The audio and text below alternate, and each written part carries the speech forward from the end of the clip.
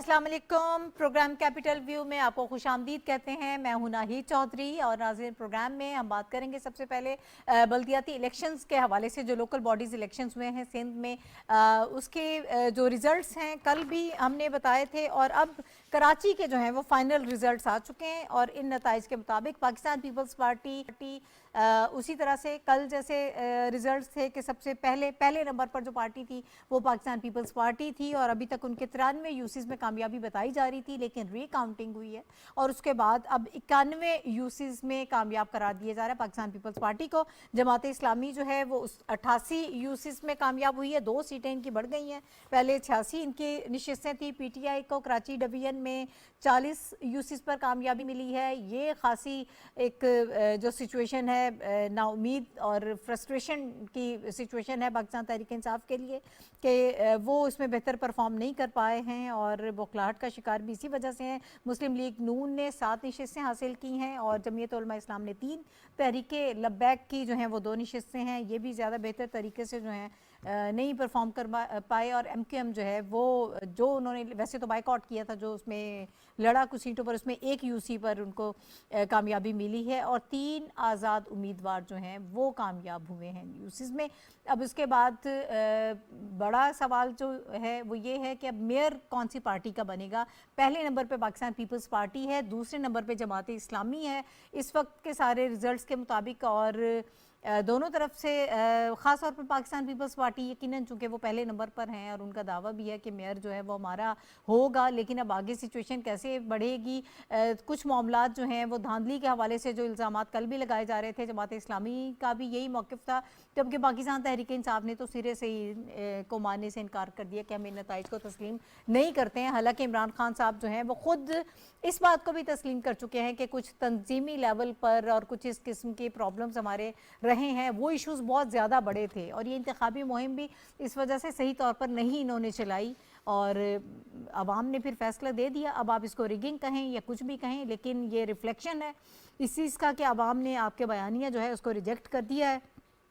अब आगे सिचुएशन कैसे बढ़ेगी। पाकिस्तान तहरीक इंसाफ ने कल ये बयान दिया था कि हम गैर मशरूत तौर पर जमात इस्लामी की हिमायत करते हैं और उनके साथ मिलकर हम कुछ मेयर बनाने के लिए आगे बढ़ सकते हैं। पाकिस्तान पीपल्स पार्टी ने ये कहा था, वसीम अख्तर कल सईद गनी साहब ने ये बयान दिया था, उन्होंने कहा कि हम जमात इस्लामी के साथ मिलकर तो बैठ सकते हैं लेकिन पाकिस्तान तहरीक इंसाफ के साथ नहीं मिलेंगे। अब ये देखते हैं कि जो मैजिक नंबर है वो किस तरह से अचीव किया जाएगा और जो रिगिंग के इल्ज़ाम लगाए जा रहे हैं उस पर क्या एक्शन लिया जाएगा, इस पर हम बात करते हैं। इस वक्त मेरे साथ तो मौजूद हैं ताहिर नईम मलिक साहब। ताहिर नईम मलिक साहब जो हैं पॉलिटिकल एनालिस्ट हैं। बहुत शुक्रिया सर आपका हमें प्रोग्राम में वक्त देने के लिए। इसके अलावा वाया स्काइप मुझे रशीद साफ़ी साहब ज्वाइन कर रहे हैं। रशीद साफ़ी साहब भी जो है मारूफ तजियाकार हैं, सीनियर सहाफ़ी हैं। बहुत शुक्रिया साफ़ी साहब आपका हमें वक्त देने के लिए। और इनके साथ हमायूं खान साहब जो हैं वो मौजूद हैं, वो भी वाया स्काइप इस वक्त मुझे ज्वाइन कर रहे हैं। हमायूं खान साहब भी मारूफ तजियाकार हैं। बहुत शुक्रिया हमायूं खान साहब आपका भी हमें वक्त देने के लिए। साफ़ी साहब आपसे आगाज़ कर लेती हूँ।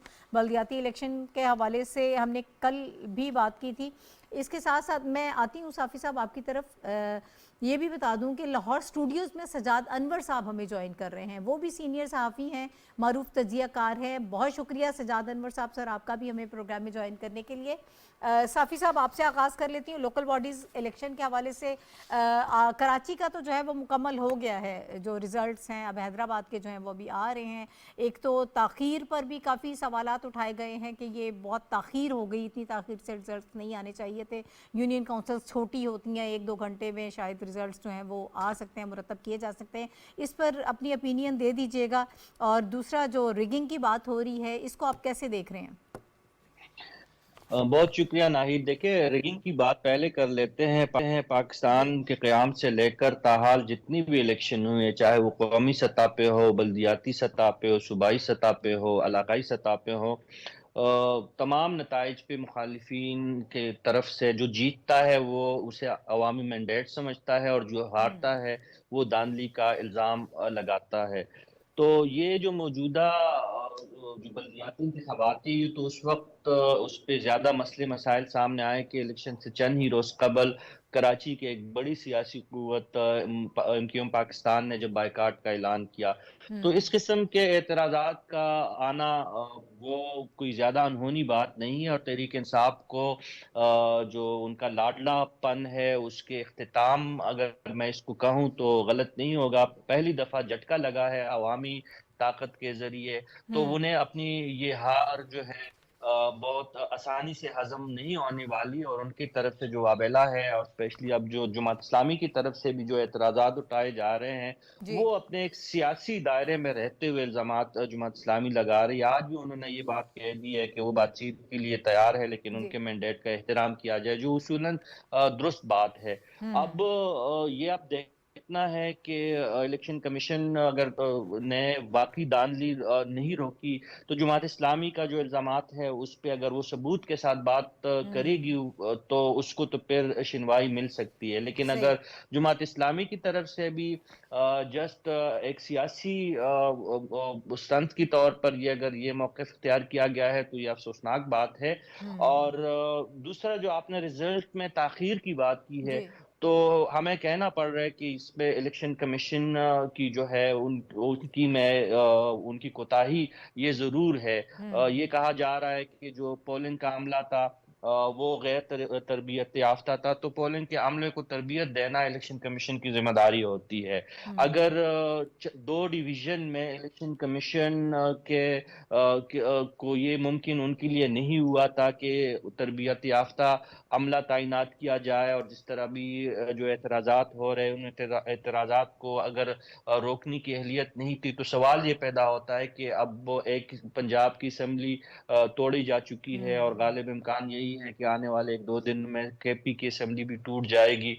तो आज नहीं तो 5-6 महीने बाद मुल्क में आम इंतखाबात भी होने जा रहे हैं, जी। तो उस वक्त फिर क्या कैफियत होगी। तो ये बहुत सीरियस मैटर है इलेक्शन कमीशन को, जो नताइज के जो नताइज में ताख़ीर है, इसकी ज़रूर वजाहत देनी चाहिए, और जो फरीक़ैन है उनका इत्मीनान भी ज़रूरी है।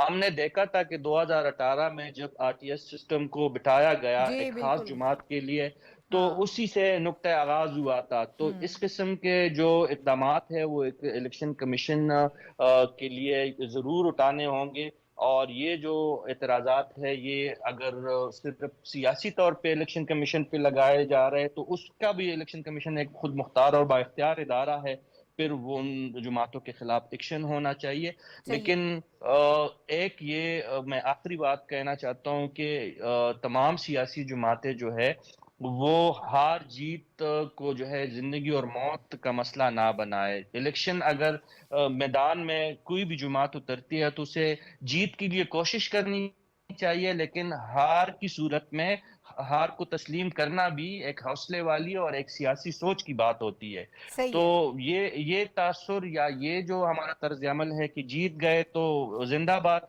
और जब हार जाते हैं तो फिर इदारे भी बदनाम करते हैं, फिर हम नताइज को भी तस्लीम नहीं करते, ये रविश जमहूरी निज़ाम के लिए बहुत ही तबाहकुन रविश है। ठीक है। अच्छा, ताहिर साहब से मुझे ये बताइएगा कि बग़ैर सबूत के इल्ज़ामात इस वक्त तक जो सारी सिचुएशन है उसमें सबूत कोई नहीं है, उसी तरह से लगाए जा रहे हैं, फिर उसकी क्या अहमियत होती है? पाकिस्तान तहरीक इंसाफ तो सिरे से वो कहते हैं कि हम इसको मानते ही नहीं हैं, जो इलेक्शन हुए इसमें बहुत रिगिंग हुई है, ऑल्दो उनके पास भी कोई इसके हवाले से सबूत नहीं है।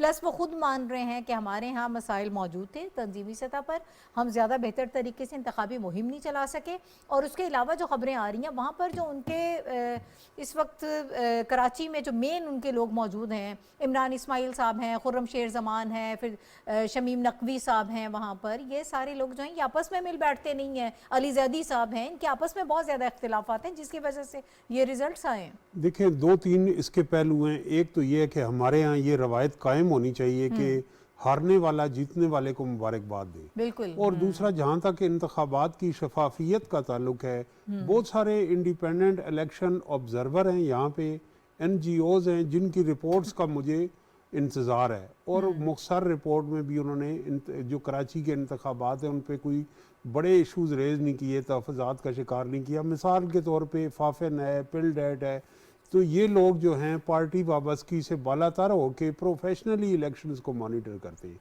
दूसरा जो मेरे नज़दीक एक मुबसर के तौर पे मैं ये समझता हूँ कि जिस तरह कराची की एक तारीख है और सोसाइटी में पोलराइजेशन भी है और वायलेंस और क्रिमिनलाइजेशन ऑफ पॉलिटिक्स है, तो पुरअमन इनेकाद पे मैं बहुत शुक्र गुजार हूँ और शुक्र अदा करता हूँ कि कोई कीमती इंसानी जानें जो हैं वो इसमें नहीं गई, उनका ज़िया नहीं हुआ और बाय एंड लार्ज जो है हमें पुरअमन माहौल में इलेक्शंस कंडक्ट हुए। ठीक है। जहाँ तक जाफी साहब तफसील से बता चुके हैं, क्योंकि लिटमस टेस्ट होता है जी। बल्दियाती सतह का, जो इंतखाबात होते हैं बहुत ही माइक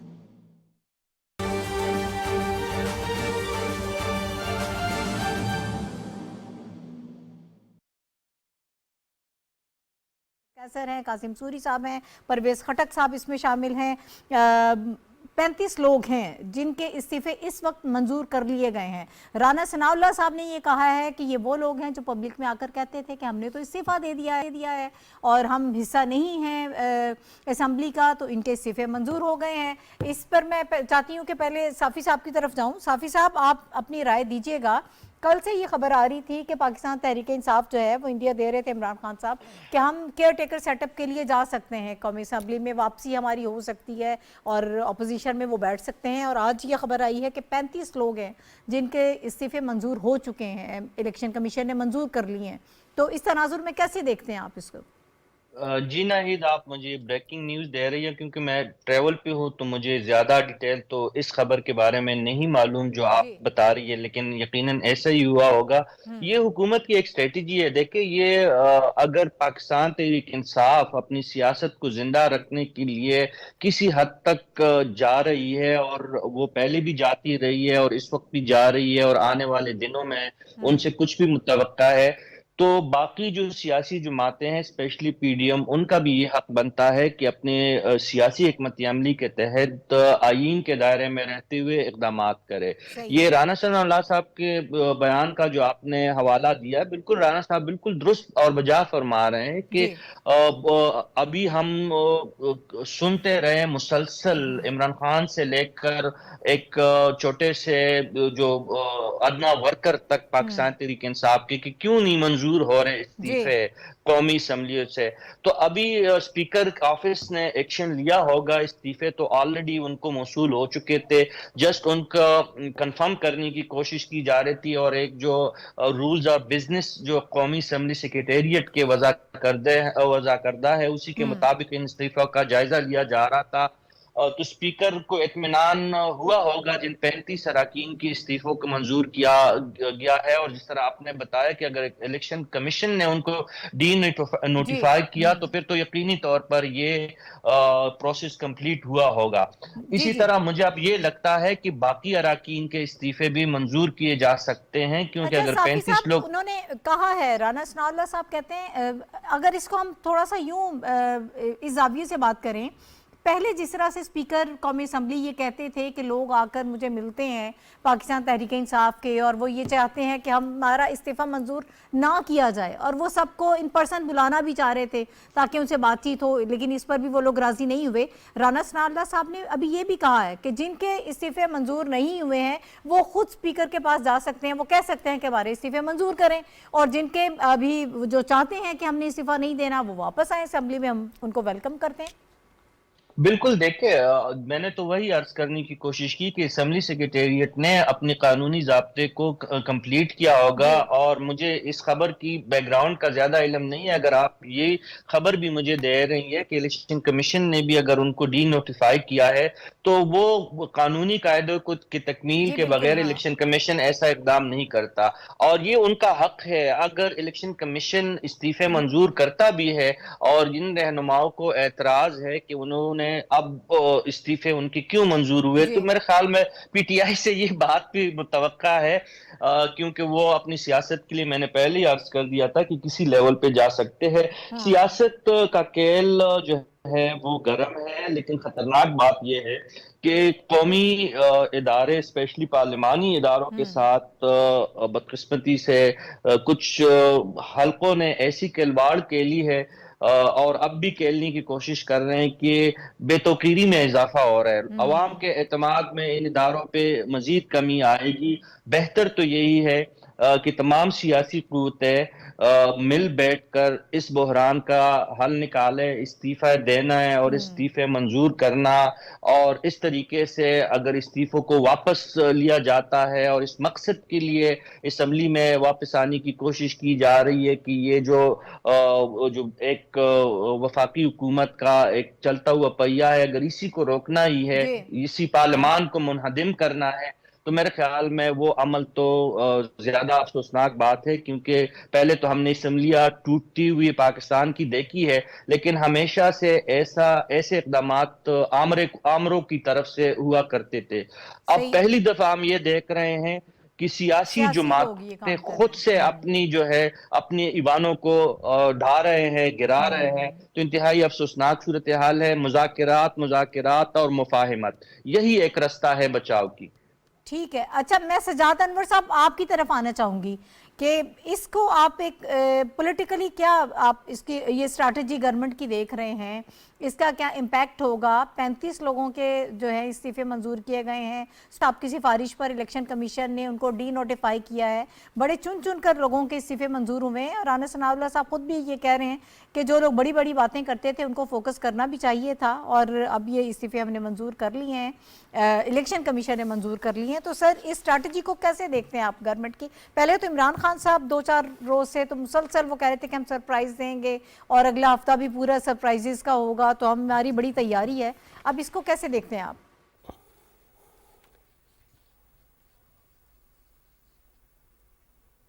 असल में वो पंजाब असेंबली को जिस तरीके से उन्होंने तोड़ा है, और उसके नतीजे में एक इम्प्रेशन पंजाब में ये क्रिएट हुआ कि पीटीआई जो है वो उसने एक तरह से मुस्लिम लीग नून को एक बिछाड़ दिया है। उसी चीज को वो आगे लेकर कौमी असेंबली में जाना चाह रहे थे। आपने देखा कि इमरान खान साहब ने 2-3 बातें जो 1-2 दिन पहले की वो बड़ी इंपॉर्टेंट थी। उन्होंने कहा जी कि एक तो हम वापस जा रहे हैं असेंबली में ताकि राजा रियाज जो है उसको मशावरत में ना लाया जाए और हम मशावरत दें निगरान वजीर आजम के लिए। और दूसरा उन्होंने ये बात की कि जनाब हम कोई ऐसा सरप्राइज देंगे कि जिसके नतीजे में शहबाज शरीफ साहब की गवर्नमेंट भी उसी तरह चलती करेंगे जैसे पंजाब गवर्नमेंट ख़त्म की उन्होंने, और यहाँ पे भी नए इलेक्शन जो हैं उसी तरह वफाक में भी नए इलेक्शन के लिए रास्ता हमवार करेंगे।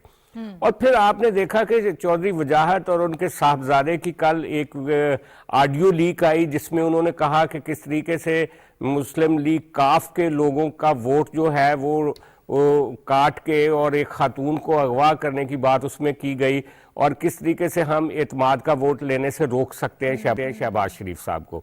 तो वो इस तरह का महाज एक गर्म करना चाह रहे थे कौमी असेंबली में, जिसको न्यूट्रलाइज कर दिया आज के स्पीकर साहब के इस फैसले के नतीजे में कि उन्होंने एक तो अपनी स्ट्रेंथ के ऊपर उस वक्त वार कर दिया था जब इमरान खान साहब ने 9 हलकों से खुद इलेक्शन लड़ने का फैसला किया और फिर एक भी सीट जीत कर वो रिटर्न नहीं हुए और उसका हलफ नहीं उठाया। और उसके बाद अब ये जो इतनी बड़ी तादाद में इस्तीफे कबूल कर लिए गए उसके नतीजे में जो उनकी बार्गेनिंग पावर थी या एक ब्लैकमेलिंग पावर थी असेंबली में, वो न्यूट्रलाइज कर दी है फेडरल गवर्नमेंट ने, ताकि वो मजीद डिस्टेबलाइज ना कर सके। और पंजाब इलेक्शन में जा रहा है उसको जो पीडीएम की जमातें हैं और पीटीआई के दरमियान एक कांटेदार मुकाबला होगा और उसमें जो भी नतायज पंजाब के अवाम फैसला करते हैं। लेकिन इसको पंजाब की सिचुएशन को वफाक पर मुंतबिक करने की जो उनकी ख्वाहिश थी इमरान खान की, आज उसको ब्लॉक कर दिया गया है पॉलिटिकली। और ये फेडरल गवर्नमेंट ने और ख़ास तौर पे पीडीएम ने आज जो सुबह मशावरत की थी वज़ीर आज़म साहब ने जरदारी साहब के साथ, मौलाना फजलुर रहमान साहब के साथ और दीगर इत्तेहादी जमातों के साथ, मेरा ख्याल है उसमें ये नुक्ता भी शामिल था। और उसके नतीजे में ये बहुत उन्होंने एक पॉलिटिकल मूव चली है गवर्नमेंट ने, और स्पीकर साहब ने दुरुस्त उन लोगों के इस्तीफे कबूल कर लिए हैं जिन्होंने पब्लिकली मीडिया में आके या लिख के या स्पीकर साहब के पास जाकर कहा था कि हमारे इस्तीफे क्यों नहीं कबूल किए जाते। तो उसकी कोई वजह नहीं थी कि उनके इस्तीफे कबूल ना किए जाते। तो ये एक, मैं तो इसकी सियासी तशरीह इस तरह से करता हूं। अच्छा, आपने जो बात की है जरा मुख्तसरन मैं चाहती हूँ कि इस पे थोड़ा जरा इसको कंफर्म क्लियर कर दें। अच्छा, मैं आपकी तरफ सजाद अनवर साहब वापस आऊंगी। इस वक्त हमें इकफर झगड़ा साहब ने ज्वाइन किया है और पाकिस्तान मुस्लिम लीग नून के सीनियर रहनुमा हैं और गवर्नर पंजाब भी रहे हैं।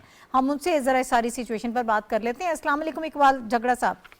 जी अस्सलाम वालेकुम जी। सर, सब बात तो मुझे पहले करनी थी पंजाब के हवाले से, लेकिन इस वक्त जो खबर आई है उसके हवाले से मैं चाहती हूँ आपसे बात कर लूँ कि 35 पाकिस्तान तहरीक इंसाफ के जो अरकान हैं उनके इस्तीफ़े स्पीकर कौमी असम्बली ने, फिर इलेक्शन कमीशन ने मंजूर कर लिए हैं। बड़े चुन चुन कर लोगों के इस्तीफ़े मंजूर किए गए हैं। राना सनाउल्लाह साहब कहते हैं जो बड़के मारते थे उनको हमने पहले फोकस किया है। ज़रा इस स्ट्रैटेजी के हवाले से हमें बताइएगा कि इसी तरह की कुछ और भी सरप्राइजेज जो हैं वो आप लोगों ने रखे में आ सकते हैं। देखिए जी, ये जो कुछ हुआ है और जिस तरह उनके इस्तीफे मंजूर किए गए हैं, तो वो प्योरली अकॉर्डिंग टू जो आइन और कानून के मुताबिक जो भी काम है।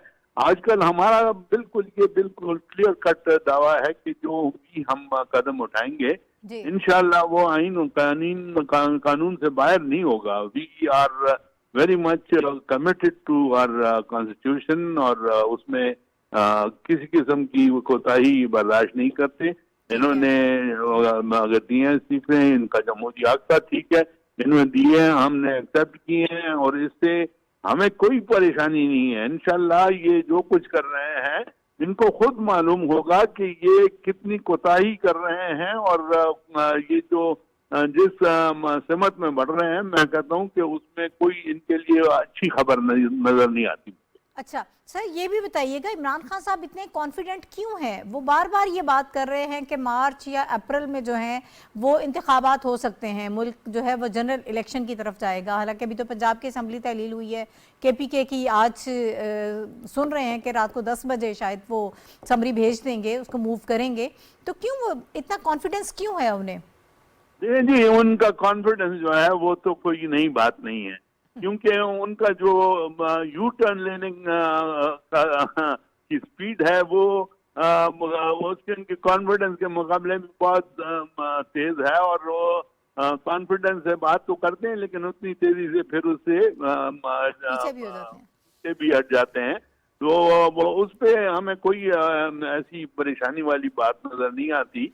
और उनको अब सोचना चाहिए कि जो कुछ कर रहे हैं, हमने तो देखे हैं, हमेशा यही कहा है उनको कि जो भी कौमी इश्यूज हैं, नेशनल इश्यूज हैं, in the interest of the nation कुछ सोचो। तुम अपने आप को लीडर कहते हो, तुम एक जमात के, एक बड़ी जमात है आजकल PTI, मैं ये इससे वो इनकार नहीं करूंगा।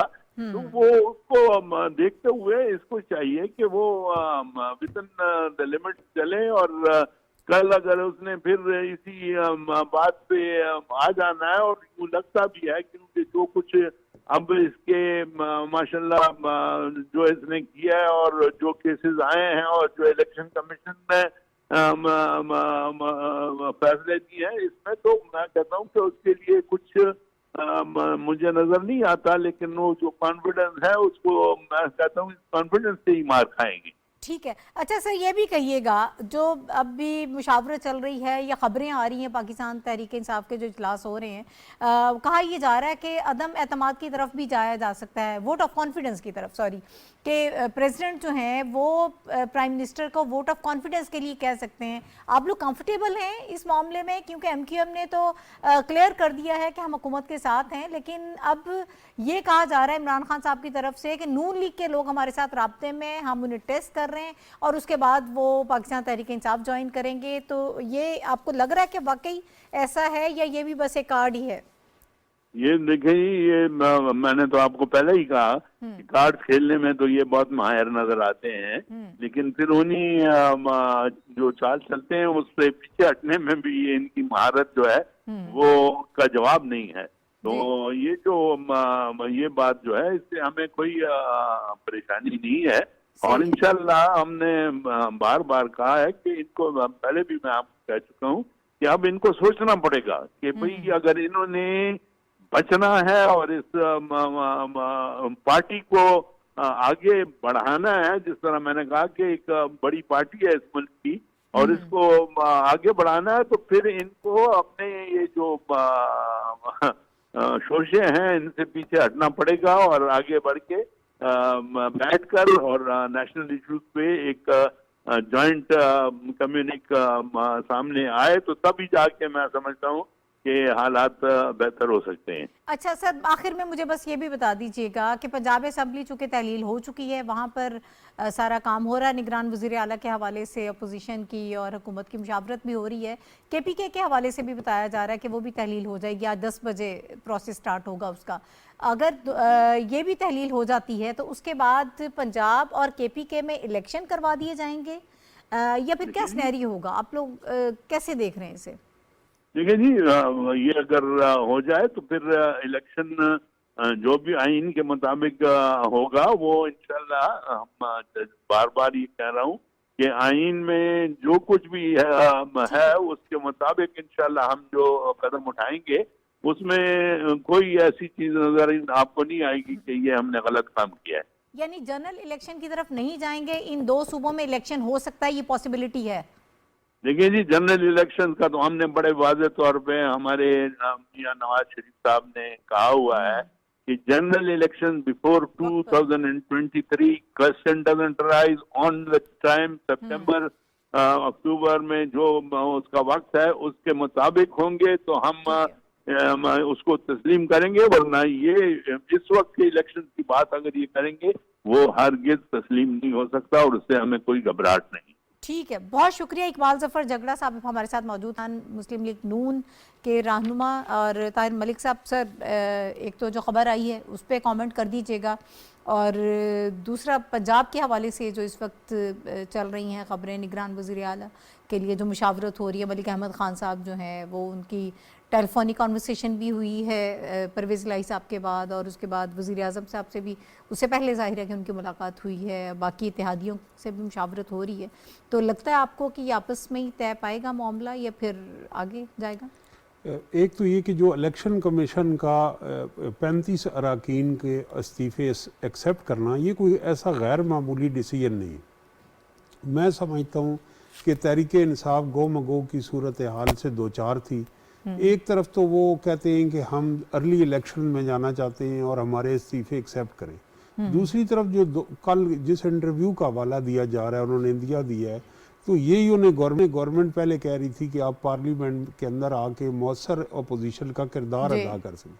सिर्फ अपोजिशन लीडर नहीं, बल्कि चीफ इलेक्शन कमिश्नर से लेके पब्लिक अकाउंट कमेटी से लेके बहुत सारे आईनी ऐसे तकर्री हैं और इदारे हैं, कमेटीज़ हैं कि जहाँ के अंदर वो इनपुट दे सकते हैं। तो अब उन्हें ये फैसला कर लेना चाहिए, इसमें वक्त ज़ाया नहीं करना चाहिए। अगर वो वापस आना चाहते हैं तो फिर उन्हें असम्बली के अंदर वापस आना चाहिए, और तो अगर नहीं आना चाहिए, मुश्किल होगा। जो 35 लोगों के इस्तीफे मंजूर हो चुके हैं, मजीद के भी शायद अब हो जाएं, जाहिर है इस्तीफे तो उन्होंने दिए हुए थे, तो ये उस वक्त जो स्ट्रैटेजी वो अब ये बना रहे थे उसके लिए एक ये चैलेंजिंग होगा उनके लिए। फौरी तौर पर देखा जाए तो इलेक्शन कमीशन एक आईनी इदारा है और स्पीकर नेशनल असम्बली का ऑफिस भी एक आईनी इदारा है, ओहदा है। अब ये मामला वहाँ गया, अगर ये 35 अरकान, हम एक अजम्पशन मफरूज़ा कायम करते हैं, ये वैसे तो जैसे आपने कहा पब्लिकली कह चुके हैं कि हम अब लौटने का इरादा नहीं, हमारे इस्तीफे जो है किए जाए। तो अगर ये कहते हैं अन ब्लॉक के हमें इस डिसऑन कर जाते हैं और एक लीगल केस कोर्ट में रखते हैं, तो फिर भी उसका फैसला आते आते भी वक्त लग जाएगा। तो यही मैं कह रहा हूँ कि आपको जो पार्लियामेंट की मदद के लिए मुंतखब किया गया है, अगर आप नहीं उसके अंदर रहना चाहते तो ये फैसला कर लें, और अगर आप वापस आना चाहते हैं तो वो फैसला कर लें। दोनों फैसलों के दरमियान जो जिस तरह कहते हैं आप प्रेग्नेंट होते हैं और नहीं होते, ये नहीं होता कि आप वो दरमियानी सूरत हाल रखें। वो दरमियानी सूरत हाल जो है वो अब इसके में ये भी आप देखें कि जब इस्तीफे दिए गए तो ज़िमनी इंतखाबात में भी आप आए और उसके बाद आपने ओथ ही नहीं उठाया।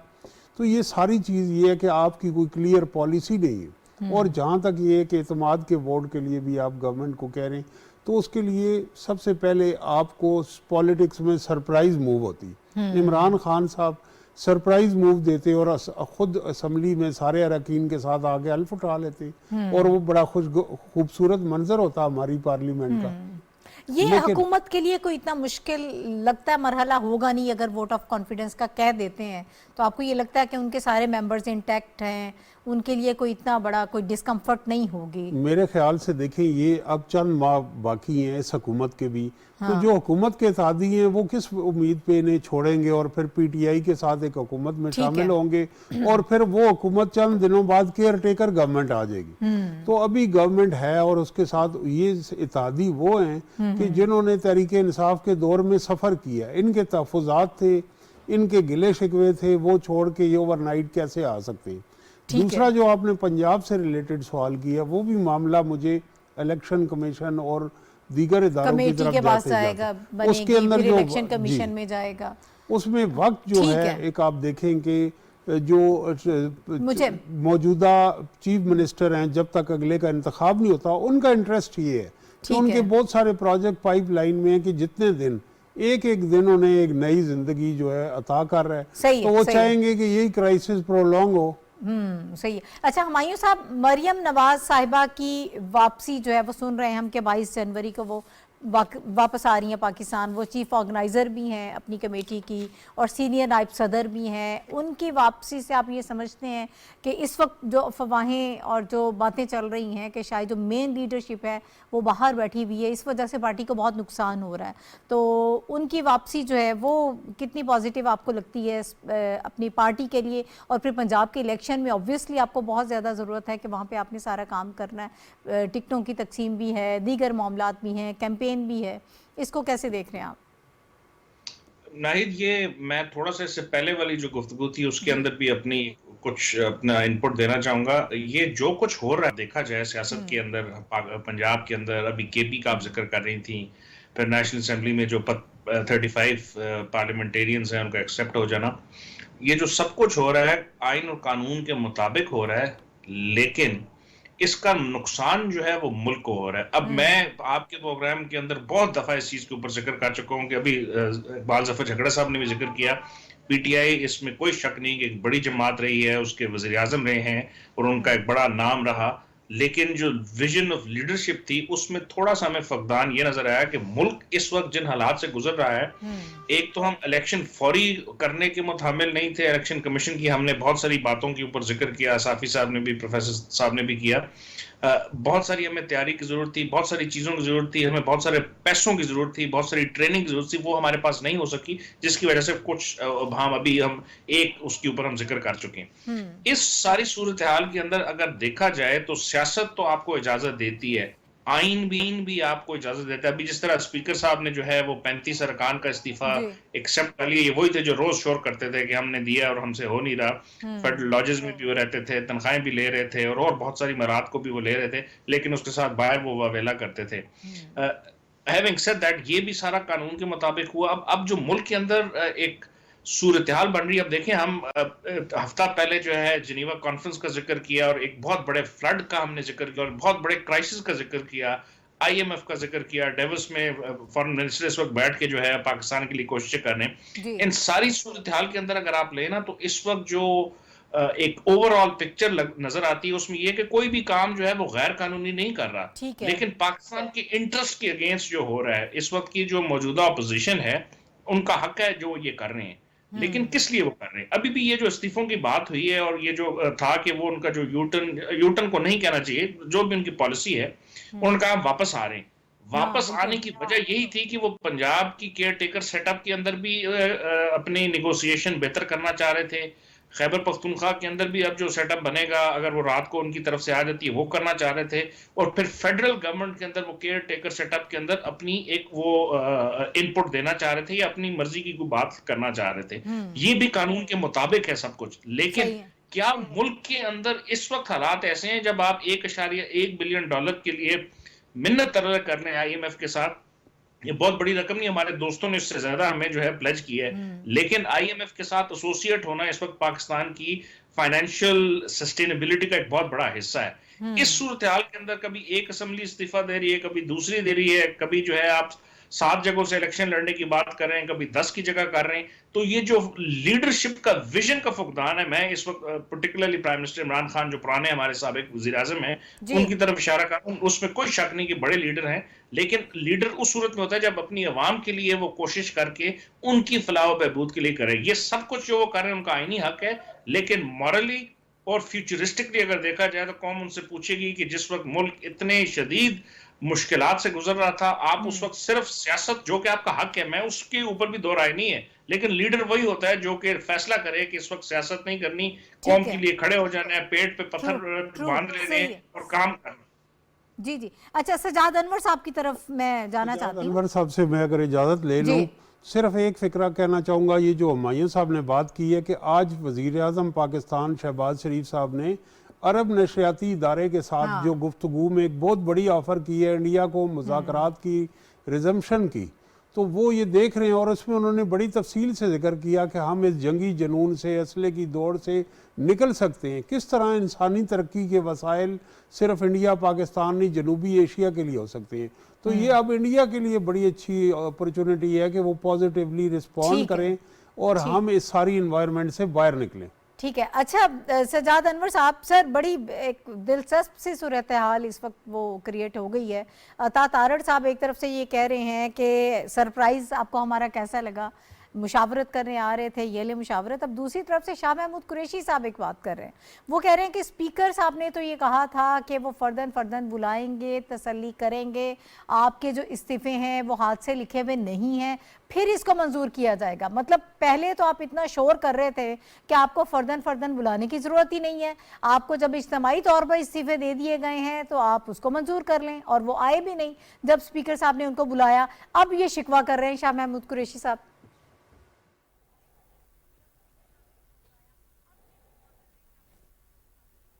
जी बिल्कुल, जैसे दूसरे दोस्तों ने कहा, वो चूँकि जो क्राइसिस पंजाब में उन्होंने क्रिएट किया उसी को लेकर वो वफाक में आना चाह रहे थे। एक तरफ तो वो ये कह रहे थे कि हम लीडर ऑफ द अपोजिशन की सीट वापस लेकर जो मशावरत होती है निगरान वज़ीर आज़म की उसमें शामिल हो सकें, और दूसरी तरफ वो एक कोशिश कर रहे थे कि प्रेसिडेंट से कहा जाए कि वो जनाब शहबाज शरीफ साहब से कहें कि आप एतमाद का दोबारा वोट लें, और वो एमक्यूएम के साथ बात करके और नून लीग के बहुत सारे लोगों को उनसे निगोशिएट करके शहबाज शरीफ साहब की गवर्नमेंट को भी इसी मौके पे वो ख़त्म करना चाह रहे थे, ताकि यहाँ पे और पंजाब में और केपी में और हर जगह पे इलेक्शन उनकी मर्जी और ख्वाहिश के मुताबिक और उसी टाइमलाइन के मुताबिक हो सके जैसा वो चाहते हैं।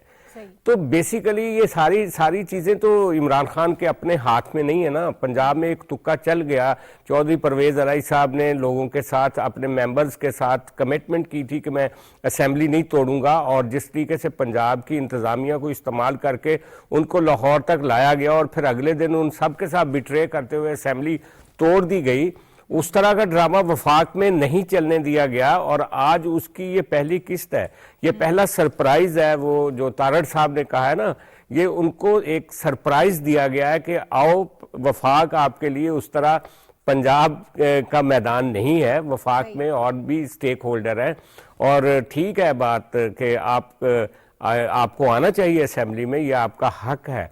लेकिन वो लोग जो बड़े वोकल थे, जो बार बार कह रहे थे, मीडिया पे आके जलसों में कह रहे थे कि हमारे इस्तीफे क्यों नहीं कबूल किए जाते, अगर उनके इस्तीफे स्पीकर साहब ने मंजूर कर लिए हैं तो सजाद साहब ये भी जरा थोड़ा सा मैं आपकी ओपिनियन चाहती हूँ। अभी मौलाना फजलुर रहमान साहब की भी एक स्टेटमेंट आई है, वो कहते हैं कि ये 35 जो नशिस्तें खाली हुई हैं, इस पर जो ज़िमनी इलेक्शन होगा इस पर पीडीएम जो है वो इसमें हिस्सा नहीं लेगी।